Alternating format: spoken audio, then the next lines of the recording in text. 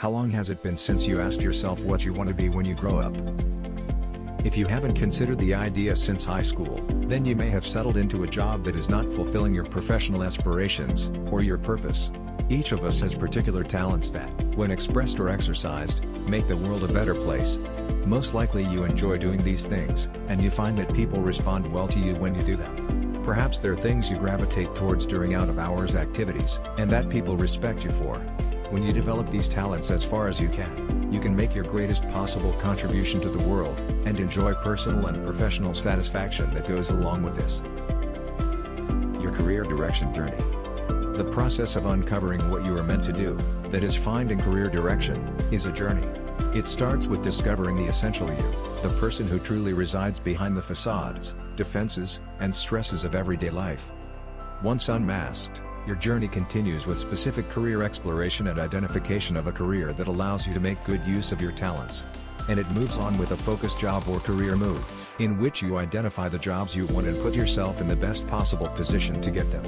In fact, this journey never really ends because work itself is all about change, growth, development, and reinvention. By taking a talent-based approach to your career search right from the start, you keep yourself heading toward the right career even when the actual direction shifts over time. This approach consists of sequentially answering 3 questions. 1. Who am I? 2. What do I want to do? 3. How do I get hired? 1.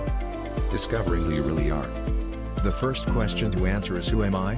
We'll take 2 approaches to answering this, firstly asking you to explore your talents, and secondly using psychometric tests to explore your preferences.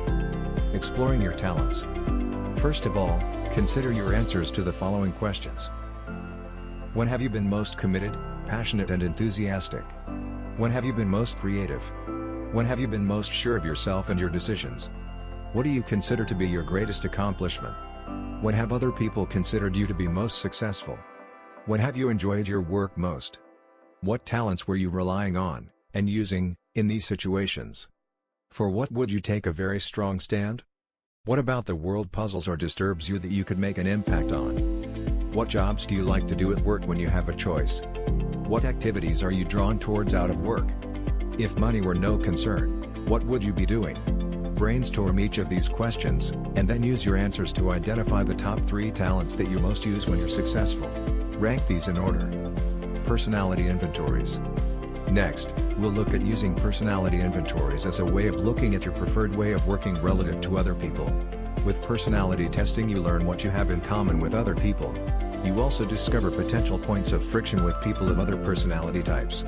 While no personality type is good or bad, it does help you discover what motivates and energizes you. This in turn empowers you to seek those elements in the work you choose to do, and avoid the things that frustrate and demotivate you. As you explore your personality you come to realize that who you are is really determined by the choices you make. You choose to react one way over another, or to prefer one thing to another. You can take this self-awareness one step further by examining why you make the choices you do. In psychological terms, what is your payoff for making the choices you make? When you know the why, it is easier to see how you can become fulfilled through the work you do. Write a who I am statement. Now draw this together into a simple written statement of who you are. This is an important step towards self-discovery and defining your purpose. Use it to answer the following questions.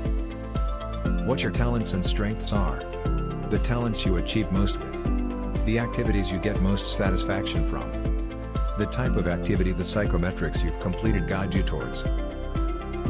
2. Finding out what you want to do. Now that you know who you are, the next stage is to think about what you want to do. For your life to be balanced and fulfilled, your career must be aligned with who you are, otherwise, you'll be unhappy with work, and you'll probably underachieve. After all, ill-fitting jobs demand different talents from the ones that you have. If you try to pursue a career path that is at odds with your values, your beliefs, and your way of seeing the world, then you'll struggle constantly and be under a great deal of stress and pressure.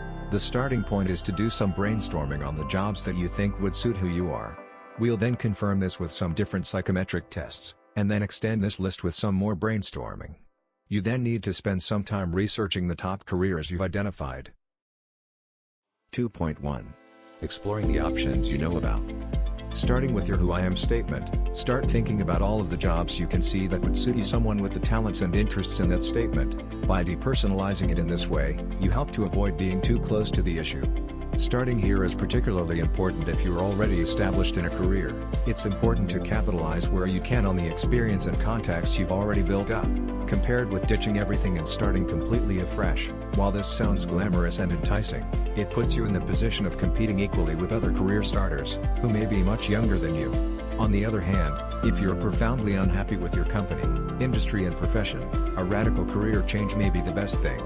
So start by asking yourself if your current role can be adapted to suit you much better, if there are other roles within your existing company that would be worth trying, or whether similar roles in other organizations might be more rewarding. Once you've done this, extend out and brainstorm the other options available. 2.2. Thinking further. The unavoidable flaw with these career tests is that they're based on backward-looking data, and can only cope with the major career types. Because of this, they can't recommend new careers, nor do they know about less well-known careers.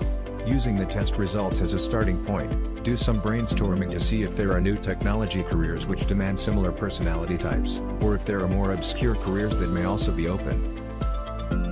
2.3. Pulling this together. You'll now have identified a wide range of possible careers open to you.